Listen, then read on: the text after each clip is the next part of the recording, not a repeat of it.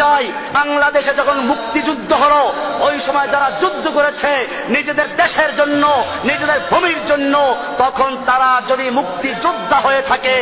ভালো সন্তান হয়ে থাকে, তাহলে একই রকম আফগানিস্তানে যারা নিজের দেশ রক্ষার জন্য, নিজের ধর্ম রক্ষার জন্য, কাশ্মীরে যারা নিজের দেশ রক্ষা করার জন্য, নিজের ধর্ম রক্ষা করার জন্য, ইরাকে যারা নিজের দেশ রক্ষার জন্য, ধর্ম রক্ষার জন্য, ফিলিস্তিনে যারা নিজের দেশ রক্ষা করার জন্য, ধর্ম রক্ষার জন্য লড়াই করছে, তারা বীর মুক্তিযোদ্ধা হতে পারবে না কেন? তোমার দেশের জন্য যুদ্ধ করলে যদি মুক্তিযোদ্ধা হতে পারে, আজকে যারা আফগানিস্তানে, কাশ্মীরে, ফিলিস্তিনে যুদ্ধ করছে তারাও এই যুগের সবচেয়ে বীর মুক্তিযোদ্ধা, ঠিক কিনা? আজকে তাদেরকে আমার দেশের সাংবাদিকরা লেখে এরা জঙ্গিবাদী। যখন আমেরিকান সৈন্য মারা যায় তখন লেখে আমেরিকান সৈনিক মারা গেছে, আর যখন কোন মুজাহিদ